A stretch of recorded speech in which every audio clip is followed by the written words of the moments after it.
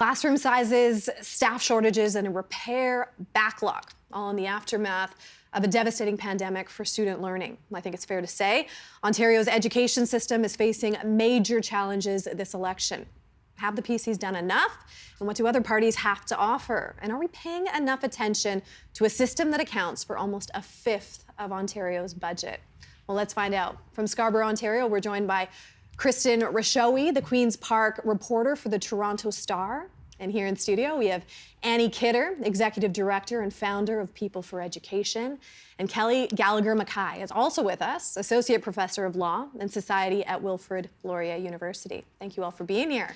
Well, in the interest of full disclosure, TVO is an agency of the Ministry of Education and has been part of the province's delivery of distance learning since it was created back in 1970. Today, TVO offers online secondary school courses through the Independent Learning Centre and has been asked by the province to develop online courses for use by secondary schools right across the province. So we care about education here.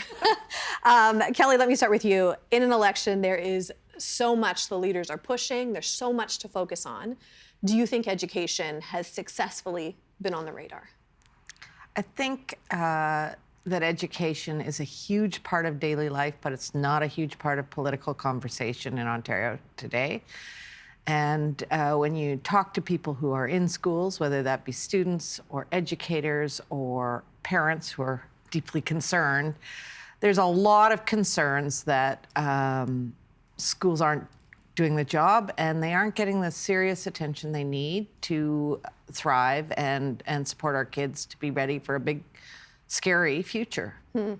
Annie, last time you were on the show, I understand you said we are not paying enough attention to education. Why is the political discourse not around education? Well, it's kind of a great question, and there have been provincial and territorial elections that have been happening across Canada, and education has never been sort of one of the top issues, except for some kind of semi-controversial parts. So I think as a society, we have a tendency to sort of take our public schools for granted, even though more than 90% of our kids go to them. We don't understand the kind of foundational job they do in our social and economic future, and we just sort of go, they're there, whatever, they're not sexy, maybe even not as sexy as post-secondary education. So they don't seem to, except in a crisis like the pandemic, when they were in the news every day, they don't seem to get on the radar as a fundamental issue, which to me is even more amazing right now when the world is so messy. And obviously, I think we really should be paying attention to our schools as a place where we could be building more resilience in this sort of messy world. Kristen, I wonder if it's because of our neighbors to the south. I mean, does Trump trump everything? I mean, this election has been all about Trump and tariffs. I mean, that's why Premier Doug Ford called the election. He said he needed a 4-year mandate to fight Trump and the threat of tariffs. So that has really taken up a lot of the oxygen in this election. And I think, too, you know, there really isn't, as Annie said, there isn't some big controversy at the moment that the education system is dealing with in a way that, you know, parents are super engaged about. I mean, I think, you know, in the past, we've seen things like, you know, John Tory in 2007, he was talking about funding for more religious schools. We had sex ed, pandemic, things like that. I mean, this time, you know, teachers have contracts. They have signed contracts with the government. So, and there's also been mostly labor peace in the last few years. So there's not that also sort of prompting parents to pay attention and prompting people to pay attention to the education system. And really, we haven't seen much talk of it at all. Bonnie Crombie, the Ontario Liberal leader, held a press conference, I believe it was last week, talking about post-secondary. But really, we haven't seen talk about K-12 at all in this election. I mean, how do you do that, though? I think about the times when education was making waves. Sex ed curriculum in 2018, John Tory in 2007 when he talked about extending funding to faith-based schools. How do you do that, Kelly? Like, how do you make it more of a priority without something that is so controversial that's riling people up? I think it's tricky because we want to take education for granted. We want to be confident that our kids are going to good schools that are in good shape and that are working well. And, you know, in some ways, no news means that we're not freaking out about something. But you notice that those issues aren't about the daily work of schools. The ones that typically make the headlines are a piece of the puzzle, but they're sort of around the edges. The daily work of schools for the average Canadian, I would say, is almost like a bit of a black box.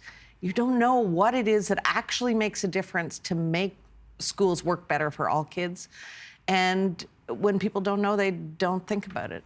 That's my guess. So it sometimes might be a good sign if people aren't that concerned. I don't Is that think fair? it's necessarily a good sign. I think there's maybe a sense that they don't know what to do about it. Okay. That I think people have a lot of concerns right now. You talk to educators, you talk to parents.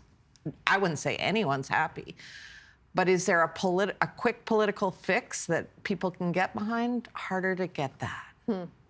Let me ask then, because the pandemic has really disrupted education in our province. Students are struggling still. Kelly, let me ask, how would you characterize a system of K-12 right now in Ontario? Well, I would characterize it as a system that is really struggling, and I think there's two things I'd point to in particular. The number one is staff shortages. We aren't hiring enough educators, and we aren't keeping the ones we have. People are very unhappy with feeling disrespected and leaving the profession in droves. And so the principals announced last year, they did a survey, more than half of principals have unqualified staff in front of their students on a regular basis. So that's a really big problem, and they're having to cover. So we're losing special ed teachers to cover classrooms where teachers are missing. So teacher shortage and attendance. There's a shortage of children in our schools. And that has historically, when kids are missing a lot of school, when there's something called chronic absenteeism happening, that has a big long-term impact on kids' learning and outcomes. It means they're more likely to drop out, less likely to go to post-secondary. It's one of the biggest predictors of long-term futures. And right now we're seeing attendance problems like we've never seen before. Wow, that is a huge issue. Annie and Kristen, I know you've been talking to principals. You brought up principals across the province. Annie, let me start with you. What have you been hearing? Well, I think like Kelly, and we've actually been talking to principals across the country, and I think what's interesting is it's the same story across the country. So huge worries about staff shortages, but also a feeling that they're dealing with an incredible amount of kind of stress, and that nobody cares. Like there is a kind of, cry into the wilderness there from people working inside schools going, why isn't the world more concerned about what's happening in our schools? And again, I think it's really important to note this is across the country. So people working inside schools are dealing with a lack of staff. They're feeling a sense that kids are more troubled now than they used to be, maybe since time immemorial. We've said that about kids, but I think it's really true now. And again, this is true across the country. So for people working in schools, there's a level of stress and a desire to support kids, to be able to ensure that they're able to be well at school, but not a sense that they're being supported from the outside. And I think it's really, to me, this isn't about money, it's about something else. But yeah, that's the story from inside schools. Lots of stress and not a feeling that the world outside is caring enough. Not enough support. So Kristen, in your reporting on education, do you find there's one issue that keeps pervasively coming up? I would definitely say it's the teacher shortage. That is the one issue that you hear from teachers, support staff, and principals as well. Last week we saw a joint statement put out by all of the teacher unions and the principals' councils, and they were saying, look, they're trying to get education on the agenda. They're talking about lack of teachers, lack of qualified personnel, lack of people, lack of supports in schools, violence in schools, which has been a big campaign by the unions talking about the need for more supports for special needs students in schools. They talk about underfunding of per student funding going down. These are all things that they are dealing with on a day-to-day basis. Unfortunately, these issues have all been crowded out because, it's Trump and tariffs. That's everything that people are focusing on, as well as affordability. So those are the issues that are taking up the public's attention right now, and not these other issues that, are critical for our schools. We're talking about schools, so I want to talk about grades. Kelly, what grade would you give this government in terms of education? I give them a C, and honestly, that's a bit of a carryover from the pandemic, where I think they failed very deeply. There's lots of research that's come out over the long term, in the post-pandemic moment, saying schools that were closed the longest are doing the worst, serve their students the worst. And I don't think we've made any serious commitment to catch up or cover. It's like, let's pretend that didn't happen. And when you look at life on the ground in schools, it's very clear that pandemic is having lasting effects on all students, particularly students facing extra challenges, and families and stress. That elements of stress and well-being, I think, were accelerated by the pandemic and haven't been wrestled with. Kristen, I'm going to come to you. Grade for this government. Well, you know what? It depends on who you talk to. I think the teacher unions and the labor unions would not be very happy with this government. I think school boards as well. They are the ones who've identified that, yes, funding has gone up every year under this government, but it has not kept pace with inflation. And I think the figure they've landed on is about $1,500 per student that they're behind. They also need funding for things like CPP or EI, employment income increases, that is beyond their control, that has not been funded. And I think they've pegged that at about $100 million shortfall. So for school boards, also very frustrating. I think the government has made some moves that people do like, de-streaming. That's for programs and for high school students so that they're not streamed out of a university or college stream so early on. That's a good move. Was there enough funding that came with it? I think teachers would say no. The government's also focused on math and STEM and things like that, sort of a back to basics. They've introduced reading screening in early years, which I think universally people do like. But again, though, I think it all comes down to the funding and the teacher shortage. I think that's probably the one thing you'd hear from parents, that it's rotating teachers. They can't get supply teachers. They can't get qualified teachers. They don't have a teacher in their classroom. I mean, there was one group in Toronto where the parents posted on social media to try and find a teacher for their kids' classroom. So I think if you talk to those parents, not so happy. So it depends who you ask. That would be their grade. Annie, do you have a grade? I don't have a grade, but I do think in an election where we're talking about Trump and tariffs, and this is also true across Canada, that what we don't have from anybody is a kind of new vision to go, if this is the world we're living in, if that's the reality in our neighbors to the south, what do we need to be doing really deeply differently in our schools so that we're really truly preparing kids for a future that we're unsure about, but we actually know, I think, a lot about what could and should change in terms of what kinds of skills should they be getting, what needs to change in terms of curriculum. So right now, I don't think that there's anybody out there bravely going, we need actually a whole new vision for education that deals with the reality of the world we're living in now, and make sure that in Canada, which is feeling kind of insecure right this minute, rightfully so, we're thinking about how much we're building our next generation and how much all of our future depends on what we do in our schools. And I think that's not the message that's getting out that should be. Well, let's take a look at some of the promises in the platforms, what the vision is right now. The PC's saying it will invest $1.3 billion more to build 30 new schools and expand 15. They plan to cut red tape and standardize designs to build schools faster. They also say they will introduce a comprehensive plan to reduce distractions in the classroom. Let's go to the NDP. They say they will add $1,500 in funding per student.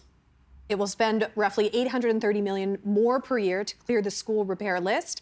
It plans to hire more staff in schools, including child and youth workers, and end streaming, what Kristen talked about there, which is making students choose applied or academic tracks.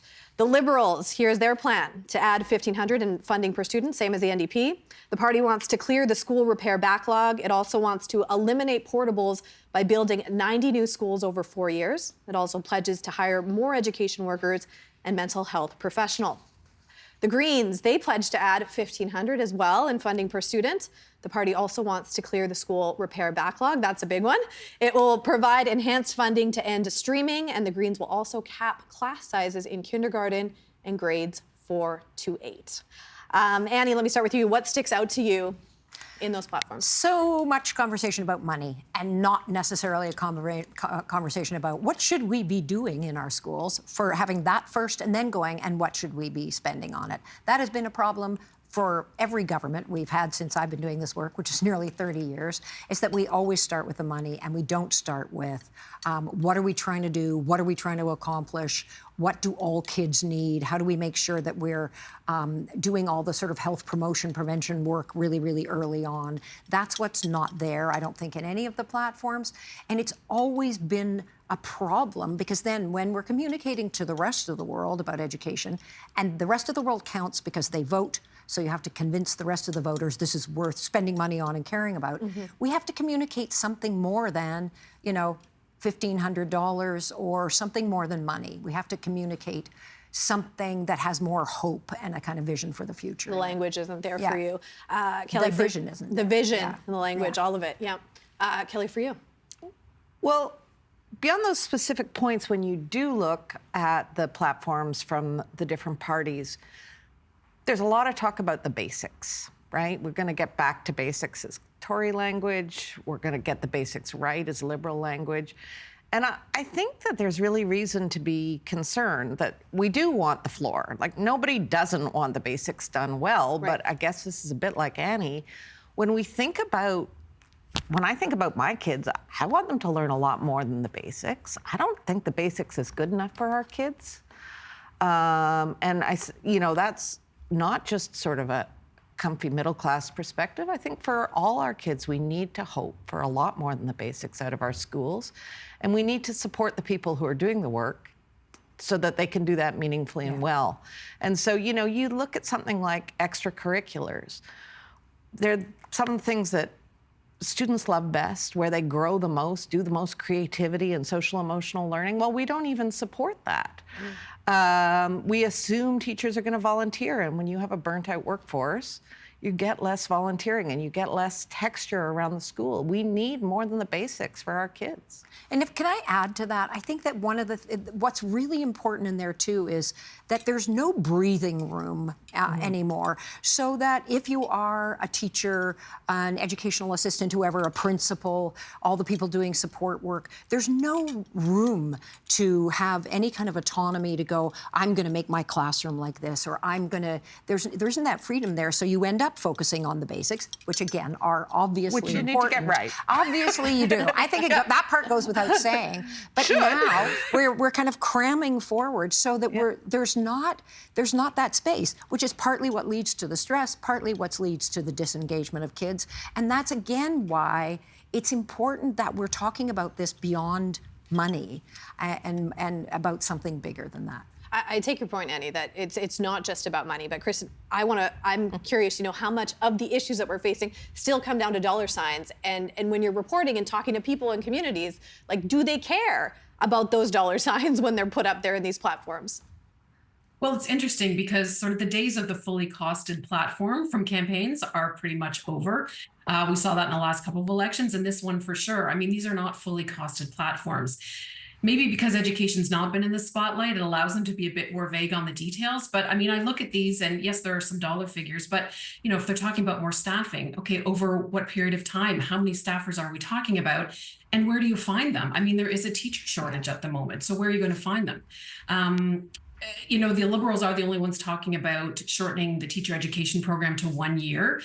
It was made 2 years, about 10 years ago, I think, just because there was a glut of teachers and there were no jobs. But now we were in the opposite situation. So the Liberals are saying, let's go back to 1 year. But, that also poses some problems. A lot of universities have made those education programs master's programs, which you can't do in a year. The other thing is teachers need time to learn the new math curriculum. They've got a math test they have to pass before they finish teachers college. So there's lots of issues like that need to be sorted out as well. So it's not clear to me how quickly these things can be implemented when there are things like the teacher shortage that need to be addressed immediately. At the end of the day, it's students that are affected, and I think about special needs students especially that would need extra help. Kelly, how are they being supported in the classroom right now?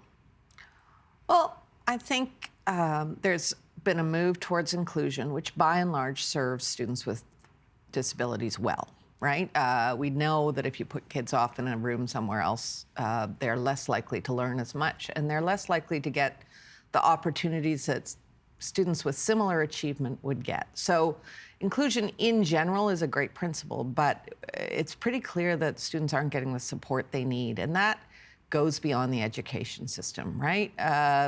If students need supports and helps and assessment, and they need mental health support that comes from outside the school, but there's a 2-year waiting list for those supports or a 1-year waiting list for those supports, the teachers get them while they're not getting help. Right.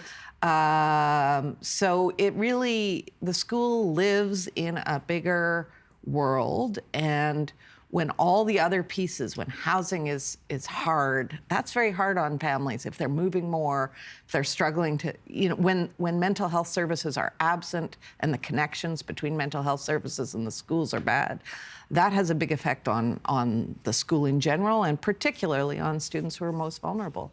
And I would say, if you look at the global research around the pandemic, students with disabilities were among the most affected groups. And we don't track how that group is doing relative to others, but it would be surprising. And the way the government dealt with it was spending not nearly enough money on a tutoring program that wasn't targeted to need. We don't do a very good job of saying students need a bit more help in this way, and making sure that it's happening and holding itself accountable for delivering the support students actually need. Yeah, the mental health side, Annie, is huge. It is huge. And I think it's, again, we've got a kind of generational mental health. Well, I think all of our mental health is suffering a little bit right now. But when we look at young people and all of the reports, they're pretty unanimous saying kids are really in trouble right now. So their reports of anxiety, depression, all of those things, really, really worrying. I think that the mistake that we're making right now, and again, this is across the country, is what we do is we end up spending money on supports once kids are already in trouble. So we go, okay, we got to spend more on mental illness or supports for kids who are struggling. And what we're not doing is looking at all the evidence, of which there is lots, to say, how do we ensure they don't end up struggling with their mental health? So what are the kind of preventions that we could be doing? If we think of how people talk about health and they go, we have an illness model, we spend billions and billions of dollars on hospitals and not enough money on health promotion and illness prevention. So it's the same with schools, and there's lots of evidence about what we could be doing differently. Again, though, we need more breathing room with kids early on to understand themselves, others, relationships, conflict, being able to persist, be resilient, all of those things. Those are teachable, learnable skills that have to be taught and learned early so that you don't end up in quite the level of distress that we're seeing now. Krista, I want to quickly come to you on streaming, because both the NDP and the Greens have said they would end it. Just give our viewers an idea of exactly what streaming is, the pros and cons on there. Well, I mean, Annie's probably the best person to talk about that, because she did a huge report on the effects of streaming and how, students who take, it was an applied versus academic level classes, more hands-on versus more academic classes. It was actually shown, and Annie, I'm sure, can speak to this, that kids who took applied level classes were not going on to university. I mean, even I think taking one basically ruled university out for them. So the government did move to de-stream these classes so that students aren't sort of put into this box so early on. And I think Ontario was one of the last jurisdictions to have streaming so early, but had all kinds of detrimental effects for kids. And that's something that the government has ended for grades 9 and 10. I think the Toronto District School Board, which is one of the largest boards in North America, started a little bit early with things like math, French, I know for sure, things like that. But yeah, this is something that all the parties are moving towards. And certainly this was something that the Conservative government, to its credit, did put in place. But again, it was without the supports that teachers said they needed. Annie wants to jump in on that. Because they didn't totally officially end it for grade 10. Boards have ended it for grade 10. So it's still, and really the issue is, how do we keep as many doors open as possible for kids all the way through school? So lots of people say kind of unconscious streaming starts happening anyway in elementary school, but kids are still streamed. They're streamed in grade 10 and after grade 10. So what we're not doing is ensuring that our schools, our public schools, are making sure that all kids have as many kind of pathways forward as they can. Because again, messy world, rapidly changing world, kids making choices when they're 14 and 15 that are going to affect their whole lives, because they weren't just going to university, they weren't going to college either. So the evidence was so strong, and it was also the kids who were already at a disadvantage were even more disadvantaged by it. So we've got to see this as a core issue in education, that equity is like part of the fundamental purpose of public education, is that every kid gets a fair chance. And it's great that people are paying attention to it now, but it needs to be built in all the way through. We need to be thinking about it in many different ways. Yeah. And if I can throw in two more words, if you think of the end of high school, we call it university and college courses. We keep separating kids by presumed ability or destination. We don't provide students or families with information about the outcomes of those choices. And in fact, they're misleadingly labeled because, 70% of students who go on to post-secondary don't take any college courses. A whole lot of the college courses in particular are misleadingly labeled because kids who take mostly college courses don't go on to post-secondary, including apprenticeships and trades, which we don't track the progress into that. If we cared about it, we'd pay attention about what's happening in terms of getting people into the skilled trades. Interesting. Okay, glad we brought out streaming. It was an important one. Okay, if education does not move the needle during elections, how else can we really hold the government accountable for decisions on a file that accounts for 17.5% of Ontario's entire budget? I don't know if everybody knows that. Annie. Okay, well, this is what we're working on in my organization. We're actually talking about this across the country, and we're going, how do we build a whole new kind of outside of government framework with policy recommendations, so it will be easy to hold all kinds of governments to account, to go, these are the kinds of goals we think should be there, this is how we think you could get there, and we want you to report on how you're doing. So we've seen bits and pieces of that, but we have to be holding them to account for more than just test scores and the basics. We have to really hold them to account for what is your vision? So if we think of, and I'm not equating this at all, but if we think of the calls to action from the Truth and Reconciliation Commission or the Sustainable Development Goals, they were very defined, very clear. This is what we need in terms of vision. And so that's all of our job, I think, on working with people inside education and outside education to go, what should we be doing to name that new vision, but in a very concrete way, so that we can hold governments to account in a new way. Kristen, let me come to you on that. How do we hold the government accountable when it's, not the top issue in the election? I think a lot of it is going to be parent pressure. I mean, we saw parent pressure. Parents wanted smaller class sizes. Past governments have delivered. I think we're seeing parents speaking out now about the teacher situation and, the rotating core of teachers that their kids are experiencing and how they're frustrated with that. We also have teacher contracts that will be coming up in 2026. That's another opportunity for the unions to push for things that they really want in contracts, more staffing, different working conditions and things like that. So I think we've got a couple of opportunities coming up, but in the end, it will come down to parents, I think, and educators speaking out about the experiences that they're having in schools. Kelly, last word. Well, it's hard. No pressure. Because, and I'm going to be really nerdy here and say we don't have the basic data on education in this province. It's not, they actually take data away from us. We used to be able to analyze things by school income. That's now hidden in a file you need to apply for. So I think we need a lot more timely, transparent data from across the school system so that people see what's going on. I think we need goals that stretch further out because K-12 matters for kids' experiences, for their learning, but it also matters for their future. So if we know that post-secondary, including skilled trades, leads to longer, happier, wealthier lives, why isn't that our goal and why aren't we tracking who's making it there? So I would put a call out for data. If we were going to try and hold people accountable, we need more information on what's going on inside schools, about the resources and the opportunities kids are having there, not just some test scores and outcomes. And I think we need a really good, informed public conversations on and on and on. Well, so happy to be able to do that with you ladies today. Thank you for joining us on the show. Thank you. My pleasure.